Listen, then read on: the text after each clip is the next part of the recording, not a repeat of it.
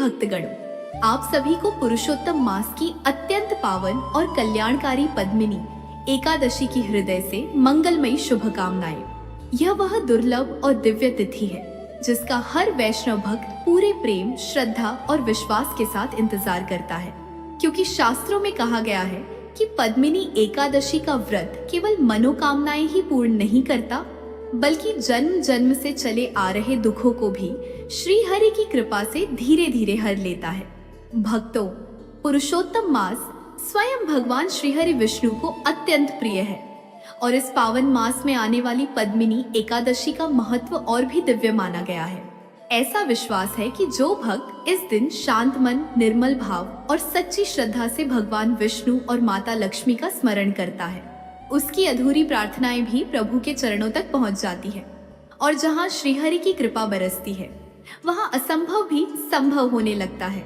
और आज हम सभी मिलकर पद्मिनी एकादशी की एक ऐसी अनकही, भावपूर्ण और चमत्कारी कथा का श्रवण करने जा रहे हैं, जिसमें छिपा है 7 जन्मों के दुखों से मुक्ति का एक अद्भुत रहस्य। एक ऐसी कथा जिसमें एक भक्त दंपत्ति की अटूट श्रद्धा, कठिन परीक्षा और भगवान श्री हरि की करुणा का इतना सुंदर मिलन है, जिसे सुनते सुनते मन भीग जाए और हृदय में विश्वास और भी गहरा हो जाए। इसलिए भक्तों, जब आप इस कथा को सुने तो अपने मन को शांत कर लीजिए, अपनी सारी चिंताओं और मन की बातों को श्री हरि नारायण के चरणों में अर्पित कर दीजिए और इस कथा के हर भाव को प्रेम से अपने हृदय में उतरने दीजिए। और विश्वास मानिए, यदि आपने इस कथा का पूर्ण श्रवण सच्चे मन और अटूट श्रद्धा से किया, तो पद्मिनी एकादशी की यह दिव्य महिमा आपके जीवन में भी सुख, शांति और कृपा का नया प्रकाश ला सकती है। और श्रद्धालुओं, कथा आरंभ करने से पहले एक छोटी सी प्रेम भरी विनती है। यदि आपके हृदय में भी भगवान श्री हरि और माता लक्ष्मी के प्रति सच्चा प्रेम है, तो कमेंट में लक्ष्मी नारायण का जयकारा अवश्य लगाइए, ताकि यह पूरा वातावरण भक्ति से भर उठे और प्रभु की कृपा आप सभी पर बनी रहे। और अब आइए भक्तों, शांत मन, प्रेम भरे हृदय और श्रीहरि के मधुर स्मरण के साथ इस दिव्य, करुणामयी और जीवन को बदल देने वाली पद्मिनी एकादशी व्रत कथा का श्रवण आरंभ करें। बहुत समय पहले कमलपुर नाम का एक छोटा सा सुंदर और शांत गांव था। वहां का वातावरण बहुत पवित्र और भक्तिमय था। सुबह होते ही मंदिरों की घंटियां गूंज उठती थीं। हर आंगन में तुलसी माता के सामने दीप जलते थे और चारों ओर भगवान श्रीहरि के नाम का मधुर स्मरण सुनाई देता था। उसी गांव के किनारे एक छोटे से मिट्टी के घर में जानकी नाम की एक सरल, शांत और बहुत ही भक्तिमयी स्त्री अपने पति हरिदास के साथ रहती थी। जानकी का स्वभाव इतना मधुर था कि गांव की छोटी बच्चियां भी उसे देखते ही मुस्कुरा देती। उसके चेहरे पर हमेशा शांति रहती और आंखों में एक गहरा अपनापन। वह हर सुबह ब्रह्म मुहूर्त में उठती, आंगन लीपती, तुलसी माता को जल चढ़ाती और फिर दोनों हाथ जोड़कर बहुत धीरे से कहती, हे श्रीहरि, आज भी अपनी कृपा बनाए रखना। उसकी आवाज में इतनी सच्चाई होती कि सुनने वाले का मन भी झुक जाए। हरिदास भी सीधा साधा और मेहनती पुरुष था। वह कभी खेतों में मजदूरी करता, कभी जंगल से लकड़ियां लाता, तो कभी गांव के कामों में हाथ बटा देता। दोनों पति पत्नी का जीवन बहुत साधारण था। धन नहीं था, सुख सुविधाएं नहीं थी, पर एक दूसरे के प्रति सम्मान और भगवान के प्रति प्रेम बहुत था। लेकिन कई बार बाहर की गरीबी से बड़ा दर्द भीतर का होता है और जानकी के जीवन में वही पीड़ा धीरे धीरे गहराती जा रही थी। विवाह को कई वर्ष बीत चुके थे, पर उनके आंगन में अब तक किसी बच्चे की किलकारी नहीं गूंजी थी। शुरुआत में दोनों ने सोचा, जब भगवान चाहेंगे तब सब होगा, पर समय बीतता गया, ऋतुएं बदलती रहीं और हर बार आशा धीरे धीरे आकर फिर लौट जाती। जानकी जब गांव की स्त्रियों को अपने बच्चों के साथ देखती तो उसके चेहरे पर मुस्कान रहती, पर भीतर कहीं एक कोमल पीड़ा उठती। वह किसी से कुछ कहती नहीं थी, बस रात को तुलसी के सामने बैठ जाती और धीरे धीरे भगवान का नाम लेते हुए आंखें भर आती। धीरे धीरे एक और कठिनाई शुरू हुई। घर में जितनी मेहनत होती उतनी बरकत नहीं होती। कभी कमाया हुआ धन अचानक किसी बीमारी में चला जाता, कभी अनाज घर आते आते खराब हो जाता, कभी मजदूरी तय होती और आखिरी समय पर काम रुक जाता। ऐसा लगता जैसे सुख आते आते द्वार से लौट जाता हो। एक दिन शाम को हरिदास बहुत थका हुआ घर लौटा। उसके हाथ खाली थे, माथे पर पसीना था और चेहरे पर गहरी चिंता। जानकी ने जल दिया और धीरे से पूछा, आज काम नहीं मिला क्या? हरिदास कुछ पल चुप रहा, फिर बहुत धीमे स्वर में बोला, मिला था, पर खेत के मालिक ने कहा कल आना। 2 दिन से यही सुन रहा हूँ। जानकी ने उसके सामने रोटी रखी और मुस्कुराकर बोली, जो आज नहीं मिला वह कल श्रीहरि भेज देंगे। हरिदास उसे देखता रहा। कई बार उसे लगता था उसकी पत्नी के भीतर जितना विश्वास है उतना उसके भीतर क्यों नहीं है। परंतु रात को जब वह सोने गया, उसने देखा जानकी तुलसी चौरे के पास बैठी है। दीपक की लौ बहुत हल्की थी और उसके सामने जानकी की आंखों से आंसू धीरे धीरे गिर रहे थे। वह पास आया और बोला, तुम रो रही हो? जानकी ने जल्दी से आंसू पोंछे और मुस्कुराने लगी, पर मुस्कान टिक नहीं पाई। नहीं, बस यूं ही। हरिदास उसके पास बैठ गया। मुझसे मत छुपाओ। कुछ क्षण तक चुप रहकर जानकी ने बहुत धीरे से कहा, कभी कभी समझ नहीं आता, हमारे जीवन में एक दुख जाता भी नहीं कि दूसरा आ जाता है। न घर में बरकत टिकती है, न मन की कोई इच्छा पूरी होती है, और कभी कभी लगता है जैसे किसी अनजाने बोझ के नीचे हम चलते जा रहे हैं। उसकी आवाज कांप रही थी। मैं शिकायत नहीं करती, पर मन पूछता है, आखिर ऐसा क्यों है? हरिदास के पास भी कोई उत्तर नहीं था। उसने बस उसका हाथ थाम लिया। बाहर रात गहरी हो चुकी थी। नर्मदा की ओर से ठंडी हवा चल रही थी। आकाश में चांद बादलों के पीछे छिपता और निकलता जा रहा था। जानकी देर तक जागती रही, फिर धीरे धीरे उसे नींद आ गई और उसी रात उसे एक ऐसा स्वप्न दिखाई दिया जिसे देखकर उसकी सांस थम गई। उसने देखा चारों ओर बहुत उजाला है, पर वह साधारण उजाला नहीं था, मानो चंद्रमा की शीतलता और सूर्य का तेज एक साथ उतर आया हो। सामने कमल के फूलों से भरा एक विशाल सरोवर था। हवा में चंदन की अद्भुत सुगंध थी और वातावरण इतना शांत कि जैसे समय भी वहीं ठहर गया हो। जानकी उस दृश्य को देख ही रही थी कि अचानक एक बहुत मधुर और दिव्य स्वर उसके चारों ओर गूंज उठा, पुत्री। वह घबराकर इधर उधर देखने लगी, पर कोई दिखाई नहीं दिया। फिर वही स्वर, और इस बार और भी स्पष्ट, जो पीड़ा तुम्हें आज दिख रही है वह केवल इस जन्म की नहीं है। जानकी का हृदय तेज धड़कने लगा। तुम्हारे जीवन में जो अधूरी इच्छाएं हैं, जो बार बार लौटते हुए दुख हैं, जो टूट कर फिर जुड़ने वाली आशाएं हैं, वे 7 जन्मों के अधूरे कर्मों का बंधन है। जानकी की आंखों से आंसू बहने लगे। हे प्रभु, फिर मुक्ति कैसे मिलेगी? कुछ क्षण पूरा वातावरण मौन हो गया। फिर वही दिव्य स्वर धीरे से बोला, पुरुषोत्तम मास आने वाला है और उसकी शुक्ल पक्ष की पद्मिनी एकादशी तुम्हारे जीवन का द्वार बदलेगी। श्रद्धा रखना, भय मत करना। जब समय आएगा मार्ग स्वयं तुम्हारे सामने प्रकट होगा।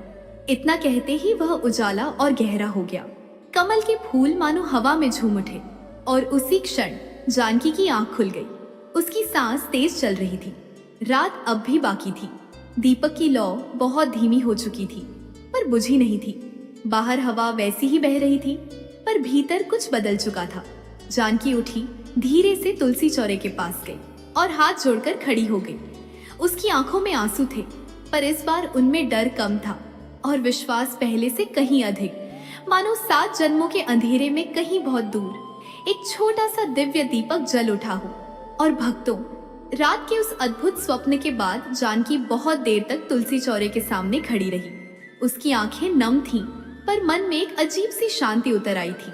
ऐसा लग रहा था मानो वर्षों से भीतर जमा कोई भारी बोझ पहली बार हल्का हुआ हो। हवा धीरे धीरे बह रही थी।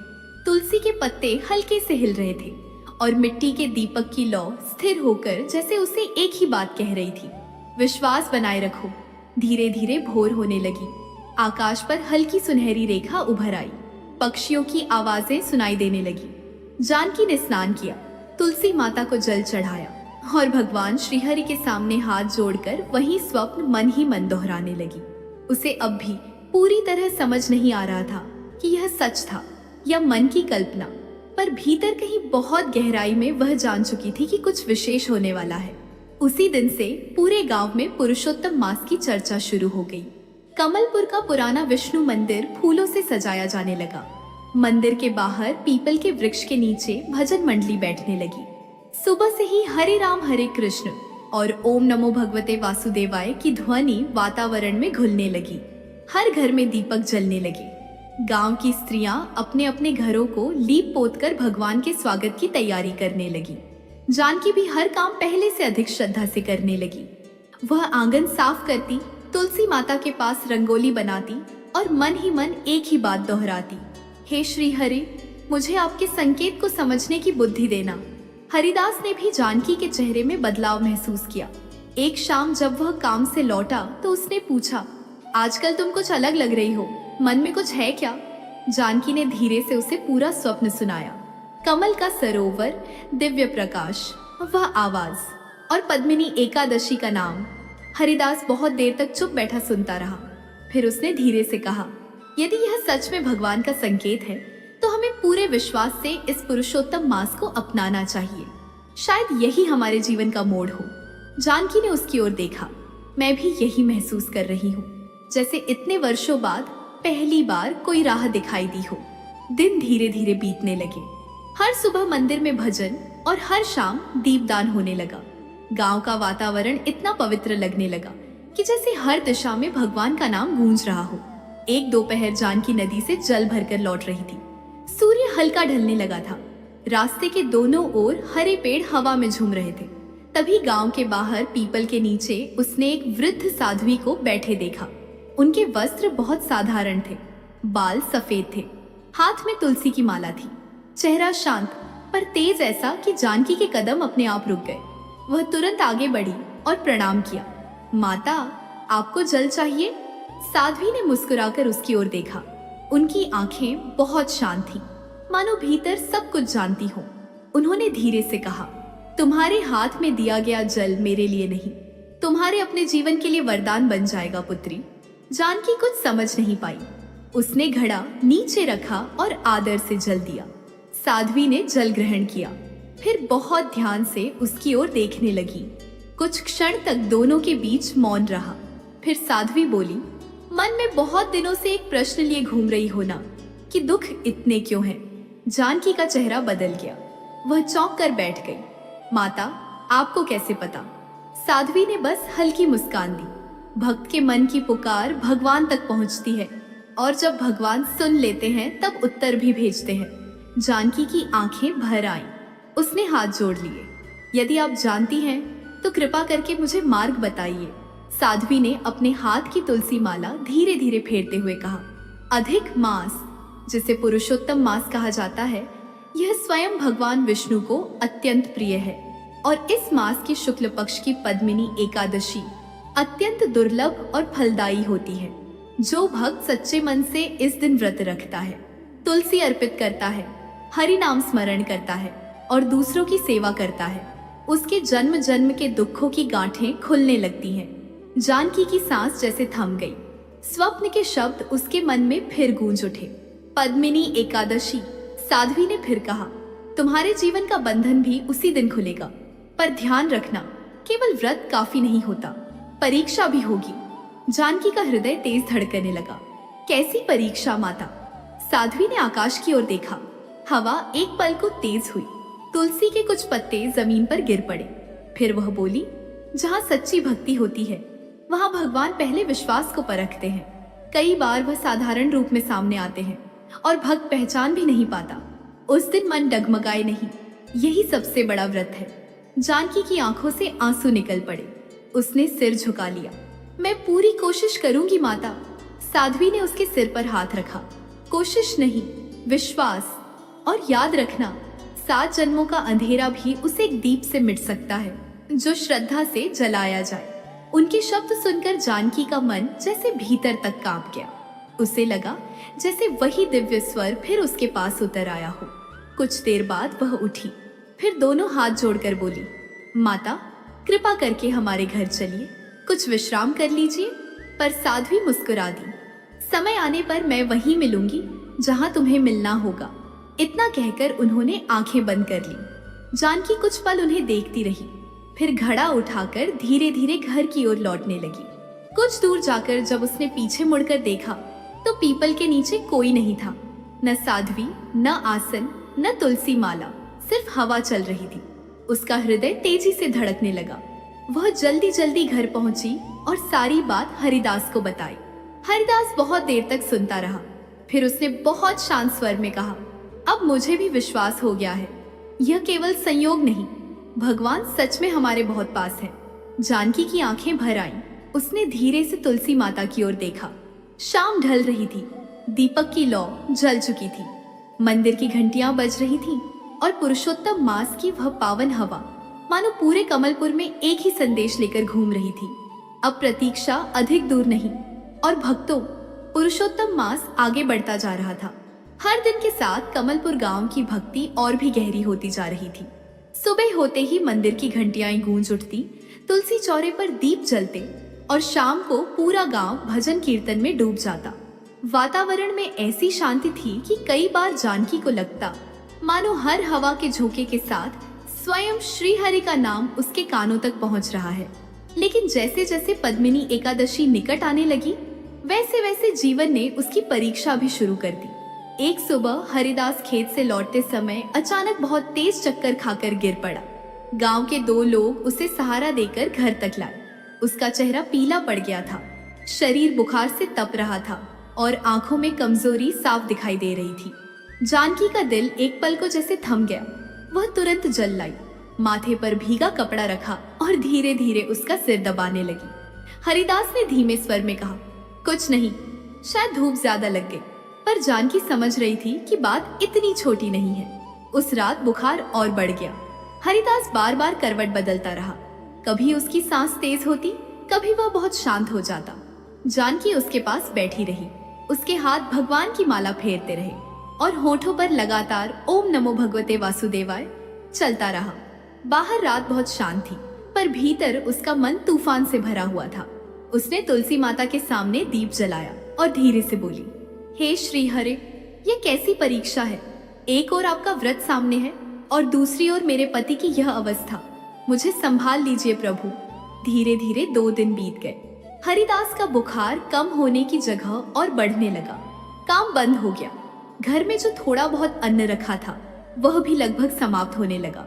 एक शाम जानकी ने मटके के पास रखी टोकरी देखी। उसमें बस थोड़ी सी जौ बची थी और कुछ सूखे फल। उसका मन एक पल को डगमगा गया। पद्मिनी एकादशी आने में बस 2 दिन है और घर की ये हालत। उसी समय पड़ोस की एक स्त्री मिलने आई। उसने हरिदास को देखा और फिर जानकी से बोली, बहन, इस बार व्रत मत करना, पहले पति को संभालो, खुद भी कमजोर हो जाओगी। भगवान भाव देखते हैं, बाद में कर लेना। जानकी चुप रही। कुछ देर बाद दूसरी स्त्री भी आई। उसने भी वही कहा, इतनी कठिनाई में शरीर को कष्ट मत दो, भगवान समझते हैं। सबकी बातें सुनने में ठीक लग रही थी, पर भीतर कहीं जानकी का मन कह रहा था, यही तो वह समय है जब विश्वास को थामे रखना है। रात को जब सब शांत हुआ, वह तुलसी चौरे के पास बैठ गई। दीपक की लौ धीमी थी, हवा भी बहुत हल्की थी। उसने हाथ जोड़कर आंखें बंद कर ली। प्रभु, मेरे मन में डर है, बहुत डर है, परंतु आपके संकेत को मैं भूल नहीं सकती। यदि यह परीक्षा है तो मुझे टूटने मत देना। कुछ देर बाद उसने धीरे धीरे आंगन साफ किया। फिर अगले दिन के लिए छोटी सी पूजा की तैयारी शुरू कर दी। उसने पुराने पीले कपड़े को धोकर सुखाया, मिट्टी के दीपक साफ किए, तुलसी माता के पास थोड़ी नई मिट्टी चढ़ाई और बहुत संभाल कर थोड़े से चावल अलग रख दिए भगवान के लिए। हरिदास ने बिस्तर पर लेटे लेटे उसे देखा। उसकी आवाज कमजोर थी। जानकी, इतनी चिंता में भी तैयारी कर रही हो?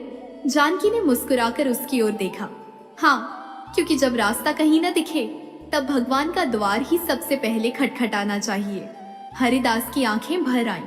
मुझे डर लगता है, कहीं मैं तुम्हारा सहारा न बन पाया। जानकी तुरंत उसके पास बैठ गई। उसने उसका हाथ अपने हाथों में ले लिया। ऐसा मत कहिए, साथ निभाना सुख में आसान होता है, पर दुख में साथ निभाना ही असली संग है। हम अकेले नहीं हैं, श्रीहरि साथ है। उसके शब्द बहुत धीमे थे, पर उनमें ऐसा विश्वास था कि हरिदास की आंखें बंद होते होते शांत हो गईं। अगले दिन दोपहर को जानकी तुलसी माता के पास बैठी माला जप रही थी। अचानक हवा थोड़ी तेज चली। तुलसी के कुछ पत्ते उसके सामने आ गिरे और उसी क्षण उसे वैसी ही चंदन की हल्की सुगंध महसूस हुई जैसी उस रात स्वप्न में आई थी। उसका मन कांप उठा। उसने आंखें बंद की। और तभी उसे भीतर बहुत स्पष्ट एक स्वर सुनाई दिया, विश्वास वहीं सच्चा होता है जहाँ परिस्थिति विपरीत हो। परीक्षा निकट है, डरना मत। जानकी ने तुरंत आंखें खोल दी। चारों ओर वही आंगन था, वही तुलसी, वही हवा, पर उसकी धड़कन तेज हो चुकी थी। उसने दोनों हाथ जोड़ लिए। प्रभु, अब मैं समझ रही हूँ, ये समय पीछे हटने का नहीं। शाम तक उसने पूरी तैयारी पूरी कर ली। रसोई में बहुत कम था, पर उसने थोड़ा सा फल अलग रखा, कुछ जल भरकर रखा, दीपक में तेल डाला और भगवान की चौकी को बहुत प्रेम से सजाया। घर अब भी साधारण था, मिट्टी की दीवारें थीं, चूल्हे की हल्की राख थी, पर उस छोटे से घर में एक ऐसी पवित्रता उतर आई थी जैसे कोई अदृश्य अतिथि आने वाला हो। रात गहराने लगी, आकाश में बादल धीरे धीरे तैर रहे थे। दूर मंदिर से भजन की ध्वनि आ रही थी, श्री हरि नारायण नारायण। हरिदास हल्की नींद में था। जानकी तुलसी माता के पास बैठी थी। उसने दीपक को दोनों हाथों से ढककर हवा से बचाया। लौ कांपी, फिर स्थिर हो गई और उसी क्षण उसके मन में एक गहरा विश्वास उतर आया। कल की पद्मिनी एकादशी केवल एक तिथि नहीं होगी, कल कुछ ऐसा होगा जो 7 जन्मों का अंधेरा बदल देगा। और भक्तों, धीरे धीरे वह पावन सुबह भी आ पहुंची, जिसका जानकी कई दिनों से नहीं बल्कि जाने कितने जन्मों से इंतजार कर रही थी। पद्मिनी एकादशी की भोर थी। आकाश में हल्की गुलाबी रोशनी फैलने लगी थी। पक्षियों की मीठी आवाज हवा में घुल रही थी और कमलपुर गांव का वातावरण आज कुछ और ही दिव्य लग रहा था। ऐसा लग रहा था मानो पूरा पुरुषोत्तम मास इस एक दिन के स्वागत में ठहर गया हो। जानकी बहुत जल्दी उठ गई। रात भर उसे ठीक से नींद नहीं आई थी, पर मन में थकान नहीं थी। भीतर केवल एक शांत विश्वास था। उसने स्नान किया, गंगा जल मिले जल से आचमन किया, स्वच्छ पीले वस्त्र पहने, फिर बहुत प्रेम से घर के मंदिर के सामने चौकी सजाई, पीला वस्त्र बिछाया, भगवान श्रीहरि और माता लक्ष्मी की तस्वीर स्थापित की, तुलसी दल रखे, पीले फूल अर्पित किए, दीपक जलाया। मिट्टी के उस छोटे से घर में दीपक की लौ जैसे अलग ही चमक रही थी। जानकी ने दोनों हाथ जोड़कर धीरे से संकल्प लिया, हे पुरुषोत्तम प्रभु, हे श्री हरि नारायण, मेरे मन, वचन और कर्म से यदि कोई भूल हुई हो तो क्षमा करना। आज यह पद्मिनी एकादशी का व्रत मैं पूरी श्रद्धा से आपके चरणों में समर्पित करती हूँ। जो मेरे पिछले जन्मों का बोझ है उसे आपकी कृपा ही हल्का कर सकती है। उसकी आंखों में आंसू थे, पर आवाज बहुत स्थिर थी। वह झप करने लगी, ओम नमो भगवते वासुदेवाय। हर मंत्र के साथ उसका मन थोड़ा और शांत होता गया। घर के भीतर हरिदास लेटा था। बुखार अब भी था, पर उसका चेहरा पहले से शांत लग रहा था। उसने आंखें खोलकर देखा, जानकी भगवान के सामने बैठी थी। दीपक की रोशनी उसके चेहरे पर पड़ रही थी और वह उसे पहली बार किसी साधारण स्त्री की तरह नहीं बल्कि भक्ति के रूप में देख रहा था। दोपहर धीरे धीरे बीतने लगी। जानकी ने पूरे दिन व्रत रखा। जल और हरिनाम के सहारे समय आगे बढ़ता रहा। भूख लग रही थी, शरीर थोड़ा कमजोर भी लग रहा था, पर मन में एक ही सहारा था, आज पीछे नहीं हटना। शाम ढलने लगी। आकाश में हल्की सुनहरी लालिमा फैल गई। दूर मंदिर की घंटियां बज उठी। कमलपुर में हर घर के बाहर दीप जलने लगे। जानकी ने भी आरती की तैयारी की, भगवान को फल अर्पित किए, तुलसी दल रखे, हाथ जोड़कर आरती गाने लगी। ओम जय लक्ष्मी रमणा, स्वामी जय लक्ष्मी रमणा। उसका स्वर इतना मीठा और शांत था कि हरिदास भी आंखें बंद करके सुनने लगा। और तभी घर के बाहर से किसी के धीरे धीरे चलने की आवाज आई। कदम बहुत थके हुए थे। मिट्टी की पगडंडी पर पड़ती धीमी आहट साफ सुनाई दे रही थी। जानकी एक पल को रुकी, आरती पूरी की, फिर द्वार की ओर बढ़ी। द्वार पर पहुंचकर उसने देखा एक बहुत वृद्ध ब्राह्मण खड़े थे। हाथ में लकड़ी की छड़ी, सफेद दाढ़ी, चेहरे पर थकान और आंखों में गहराई। उनके साथ एक बहुत वृद्ध स्त्री भी थी। वह इतनी थकी हुई लग रही थी कि मानो कई कोस चलकर आई हो।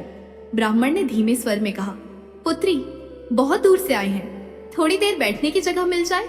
जानकी का दिल धड़क उठा। उसे अचानक साध्वी के शब्द याद आए, परीक्षा निकट है। उसने तुरंत सिर झुकाया। आइए, यह घर छोटा है पर आपके लिए प्रेम से भरा है। वह दोनों को भीतर ले आई, आंगन में आसन बिछाया, जल दिया। वृद्ध स्त्री ने कांपते हाथों से जल पिया और धीरे से बोली, बेटी, तुम्हारे घर में बहुत शांति है। जानकी मुस्कुरा दी। जहाँ श्रीहरि का नाम हो वहाँ शांति अपने आप आ जाती है। ब्राह्मण उसकी ओर देखते रहे, फिर बहुत धीमे स्वर में बोले, पुत्री, एक और विनती है। हम दोनों बहुत भूखे हैं, यदि थोड़ा अन्न मिल जाए। यह सुनते ही जानकी का हृदय जैसे एक पल को रुक गया। घर में अब केवल भगवान के लिए रखा नैवेद्य बचा था, थोड़ा सा फल, थोड़ा सा भोग, और वही रात्रि जागरण के बाद पारण तक का सहारा। बस वही। कुछ क्षण के लिए चारों ओर मौन छा गया। दीपक की लौ हल्की कांपी, बाहर हवा थोड़ी तेज हुई। हरिदास भी उठकर दरवाजे की ओर देखने लगा। वह जानता था यह क्षण साधारण नहीं है। जानकी के भीतर विचारों की लहर उठी। भगवान के लिए रखा है, पर अतिथि भूखे हैं, घर में कुछ और नहीं। उसकी आंखें भर आईं। उसने मन ही मन कहा, हे श्रीहरि, मुझे सही राह दिखाइए। और उसी क्षण भीतर से बहुत शांत स्वर उठा, जहाँ दया है वहीं मैं हूँ। जानकी ने आंखें खोली। अब उसके चेहरे पर कोई संशय नहीं था। वह धीरे से मंदिर के सामने गई। भगवान के लिए रखा पूरा नैवेद्य दोनों हाथों में उठाया, बहुत प्रेम से वृद्ध दंपत्ति के सामने रख दिया। यह थोड़ा है, पर श्रद्धा से है, कृपया स्वीकार कीजिए। वृद्ध स्त्री ने उसकी ओर देखा। उनकी आंखों में नमी थी। ब्राह्मण कुछ क्षण तक शांत रहे, फिर उन्होंने पूछा, तुमने अपने भगवान का भोग हमें दे दिया? जानकी ने बहुत सहज स्वर में कहा, भूखे के रूप में आए अतिथि को अन्न देना ही तो भगवान की सेवा है। मैं रूप नहीं पहचानती, पर सेवा को पूजा मानती हूँ। यह सुनते ही वृद्ध ब्राह्मण की आंखों में एक अनोखी चमक उतर आई। वृद्ध स्त्री के चेहरे पर भी शांत मुस्कान फैल गई। उन्होंने थोड़ा सा प्रसाद ग्रहण किया, और जैसे ही पहला कौर उन्होंने लिया, वैसे ही पूरे घर का वातावरण बदलने लगा। हवा में अचानक कमल और चंदन की अद्भुत सुगंध फैल गई। दीपक की लौ तेज हो गई। तुलसी के पत्ते हवा में जैसे धीरे धीरे हिलने लगे, और मिट्टी की दीवारों पर एक दिव्य उजाला उतरने लगा। जानकी स्तब्ध खड़ी रह गई। हरिदास ने कांपते हाथों से आसन पकड़ लिया, क्योंकि अब जो होने वाला था वह उनकी कल्पना से भी कहीं बड़ा था। और भक्तों, जानकी की सांस जैसे उसी क्षण थम गई। मिट्टी की दीवारों पर फैला वह उजाला साधारण दीपक की रोशनी नहीं था। वह प्रकाश इतना शांत, इतना दिव्य और इतना मधुर था कि उसे देखते ही मन अपने आप झुक जाए। पूरे आंगन में कमल और चंदन की सुगंध फैल गई। तुलसी चौरे के पत्ते बिना हवा के भी हल्के हल्के हिलने लगे। दीपक की लौ पहले से कहीं अधिक उजली हो गई, और जानकी को ऐसा लगा मानो समय कुछ पल के लिए रुक गया हो। वृद्ध ब्राह्मण और उनके साथ बैठी वृद्धा अब वैसे नहीं दिख रहे थे। उनके चेहरे का तेज धीरे धीरे बढ़ने लगा। उनके चारों ओर प्रकाश की एक कोमल आभा फैल गई। जानकी के हाथ कांपने लगे। हरिदास बिस्तर का सहारा लेकर किसी तरह उठकर बैठ गया। उसकी आंखें आश्चर्य से फैल गई थी। वह वृद्ध ब्राह्मण अब साधारण नहीं दिख रहे थे। उनके शांत मुख पर दिव्यता उतर आई थी, और उनके पास बैठी वृद्धा के चेहरे पर ऐसी करुणा और ऐसी सुंदरता चमक रही थी, जिसे देखकर जानकी की आंखें नम हो गईं। उसी क्षण पूरे आंगन में एक दिव्य स्वर गूंज उठा, पुत्री। जानकी और हरिदास दोनों भूमि पर झुक गए। उनकी आंखों से आंसू बहने लगे। सामने स्वयं भगवान श्रीहरि नारायण और माता लक्ष्मी अपने दिव्य स्वरूप में विराजमान थे। पीतांबर धारण किए श्रीहरि, कमल सी शांत मुस्कान, और माता लक्ष्मी की करुणामयी दृष्टि। वह दृश्य इतना पवित्र था कि जानकी चाहकर भी कुछ बोल नहीं पाई। उसके होंठ कांपे, और फिर आंसुओं के बीच बस इतना निकल पाया, प्रभु, सच में आप? भगवान श्रीहरि ने प्रेम से उसकी ओर देखा। उनकी आवाज उतनी ही मधुर थी जितनी उस रात स्वप्न में थी। हाँ पुत्री, हम आए हैं। तुम्हारे विश्वास ने हमें बुलाया है। जानकी का सिर अपने आप और झुक गया। वह रोते हुए बोली, प्रभु, मैंने तो कुछ भी नहीं किया, बस आपकी शरण ली। भगवान मुस्कुराए। जो भक्त अपना अभाव भूलकर सेवा करता है, जो भूखे को भगवान समझकर अन्न देता है, जो कठिन समय में भी विश्वास नहीं छोड़ता, वह हमें बहुत प्रिय होता है। माता लक्ष्मी ने बहुत कोमल स्वर में कहा, जानकी, तुम्हारे आंसू व्यर्थ नहीं गए। तुमने हर कठिनाई में भी प्रेम नहीं छोड़ा, और इसी कारण आज तुम्हारे 7 जन्मों का बंधन टूटने जा रहा है। यह सुनते ही जानकी का हृदय धड़क उठा। उसने कांपते स्वर में पूछा, प्रभु, क्या सच में यह दुख 7 जन्मों से मेरे साथ था? भगवान ने बहुत शांत भाव से कहा, हाँ पुत्री, तुम और हरिदास केवल इस जन्म के साथ ही नहीं हो, पिछले 7 जन्मों से तुम दोनों एक दूसरे के साथ रहे। हर जन्म में तुमने तप किया, भक्ति की, सेवा की, पर कुछ अधूरे कर्मों की छोटी सी गांठ हर बार रह गई। कभी परीक्षा के समय विश्वास डगमगा गया, कभी सेवा अधूरी रह गई, कभी मन में छिपा भय आगे बढ़ने नहीं दे पाया, और वही बंधन जन्म जन्म तक चलता रहा। जानकी के आंसू रुक नहीं रहे थे। अब उसे अपने जीवन के हर अधूरे मोड़ का अर्थ समझ आने लगा था। हर बार आती हुई खुशी क्यों लौट जाती थी, हर प्रयास अधूरा क्यों रह जाता था, क्यों मन में हमेशा कोई अनजाना बोझ बना रहता था। भगवान ने आगे कहा, इस पुरुषोत्तम मास की पद्मिनी एकादशी बहुत दुर्लभ है, और तुमने आज जो किया, अपना अंतिम नैवेद्य अतिथि को देकर सेवा को पूजा बना दिया, उससे तुम्हारे 7 जन्मों की अधूरी तपस्या पूर्ण हो गई। माता लक्ष्मी ने हाथ उठाकर आशीर्वाद दिया।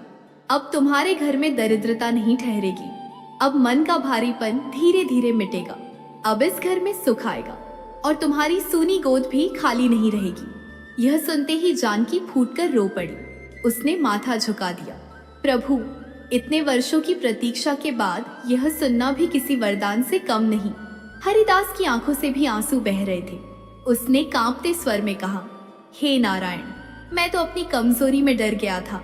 कई बार विश्वास टूटने लगा था, फिर भी आपने दया की। भगवान ने उसकी ओर प्रेम से देखा, जो गिरकर भी फिर हमारी ओर लौट आए, वही सच्चा भक्त है। तुम्हारा डर भी हमने देखा, तुम्हारी थकान भी, और तुम्हारा मौन भी, कुछ भी हमसे छिपा नहीं। उसी क्षण हरिदास को अपने भीतर एक हल्कापन महसूस हुआ। जो शरीर कई दिनों से बुखार से तप रहा था, उसमें जैसे शीतलता उतरने लगी, सांस सहज होने लगी, कमजोरी कुछ कम महसूस हुई। उसने आश्चर्य से अपने हाथों की ओर देखा। जानकी ने भी देखा और उसकी आंखें चमक उठी। भगवान ने मुस्कुराकर कहा, जहाँ विश्वास और सेवा एक साथ हो जाए, वहाँ रोग और दुख अधिक देर नहीं ठहरते। पूरा घर दिव्य प्रकाश से भरा हुआ था। आंगन का हर कोना जैसे चमक रहा था। तुलसी चौरे के पास दीपक की लौ स्थिर थी। कमल की सुगंध और गहरी होती जा रही थी। जानकी चाहती थी यह क्षण कभी खत्म न हो। वह बस भगवान को देखती रही। माता लक्ष्मी ने प्रेम से कहा, पुत्री, जीवन में सुख आए तो विनम्रता मत छोड़ना, और दुख आए तो हरि नाम मत छोड़ना। यही तुम्हारी सबसे बड़ी शक्ति रहेगी। भगवान श्री हरि ने अंतिम बार आशीर्वाद देते हुए कहा, जो भी श्रद्धा से इस पद्मिनी एकादशी की कथा सुनेगा, जो पुरुषोत्तम मास में प्रेम से हमारा स्मरण करेगा, उसके जीवन के भी रुके हुए मार्ग खुलने लगेंगे, और जन्म जन्म की थकान को शांति मिलेगी। यह कहते ही दिव्य प्रकाश और उजला हो गया, मानो पूरे आंगन में चंद्रमा उतर आया हो। फिर धीरे धीरे वह प्रकाश शांत होने लगा। कमल की सुगंध बनी रही। दीपक अब भी जल रहा था। तुलसी माता वैसे ही खड़ी थी, पर सामने भगवान और माता लक्ष्मी का दिव्य स्वरूप धीरे धीरे अदृश्य हो चुका था। जानकी और हरिदास वहीं भूमि पर झुके रह गए। उनके आंसू मिट्टी में गिरते रहे, पर इस बार वह पीड़ा के आंसू नहीं थे, वह कृपा के आंसू थे, क्योंकि 7 जन्मों का जो दुख अब तक उनके हृदय में मौन बनकर ठहरा था, वह आज श्रीहरि के चरणों में सचमुच पिघल चुका था। और भक्तों, उस रात के बाद कमलपुर के उस छोटे से मिट्टी के घर में सब कुछ वैसा ही था, पर फिर भी कुछ भी पहले जैसा नहीं रहा था। वही आंगन था, वही तुलसी चौरा, वही मिट्टी की दीवारें, वही चूल्हा, पर अब हर कोने में एक अनकही शांति उतर आई थी, जैसे उस घर की हवा तक भगवान श्री हरि और माता लक्ष्मी के चरणों को छू कर आई हो। जानकी और हरिदास देर तक वहीं बैठे रहे। दीपक की लौ शांत थी, पर उसके प्रकाश में उनके जीवन की दिशा बदल चुकी थी। रात धीरे धीरे बीत गई। सुबह की पहली किरण जब तुलसी चौरे पर पड़ी तो जानकी बहुत प्रेम से उठी। उसने स्नान किया, आंगन लीपा, तुलसी माता को जल चढ़ाया और फिर हाथ जोड़कर कुछ देर तक आंखें बंद किए खड़ी रही। आज उसके मन में कोई शिकायत नहीं थी, कोई अधूरी पुकार नहीं थी, केवल धन्यवाद था, केवल शांति थी, और भीतर एक मधुर विश्वास था कि सच में श्रीहरि अपने भक्तों को कभी अकेला नहीं छोड़ते। हरिदास भी उस सुबह कुछ अलग ही लगा। कई दिनों से जो बुखार उसे कमजोर कर रहा था, वह जैसे धीरे धीरे उतर चुका था। उसके चेहरे पर पहली बार हल्की चमक लौट आई थी। वह उठकर आंगन तक आया और तुलसी माता को देखकर उसकी आंखें भर आईं। उसने बहुत धीरे से कहा, जानकी, आज शरीर हल्का लग रहा है, जैसे कोई भारी बोझ उतर गया हो। जानकी ने उसकी ओर देखा, फिर उसकी आंखों से भी आंसू निकल पड़े। प्रभु ने सच में सुन लिया। दोनों कुछ पल चुप रहे।